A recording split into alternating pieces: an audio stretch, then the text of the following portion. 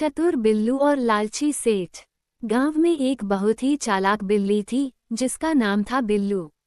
वो खाने की चीज़ों पर बहुत ध्यान देती थी और हमेशा अपना पेट भरने के नए नए तरीके ढूंढती रहती थी। इसी गांव में एक लालची सेठ रहता था जिसका नाम था सेठ धनराम।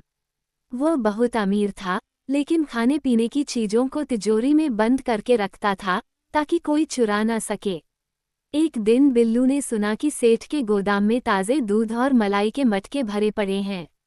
उसकी आंखें चमक उठी और उसने वहां घुसने की योजना बनाई।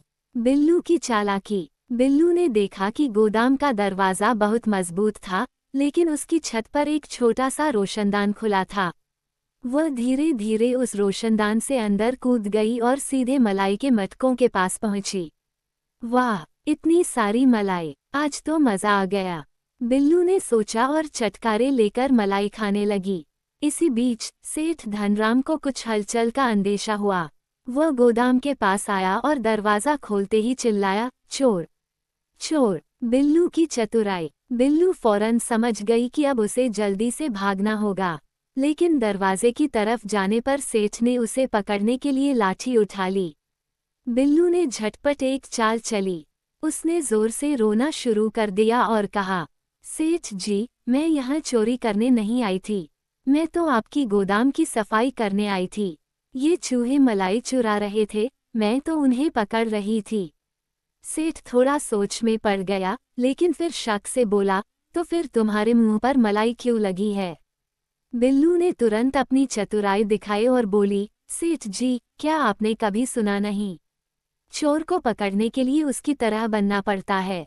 मैं तो चूहों को धोखा देने के लिए मलाई खा रही थी, ताकि वे समझे कि मैं भी उनके साथ हूँ। सेठ को लगा कि बात में कुछ सच्चाई हो सकती है। वह सिर खुजलाने लगा और बोला, अच्छा, तो फिर तुमने कोई चूहा पकड़ा?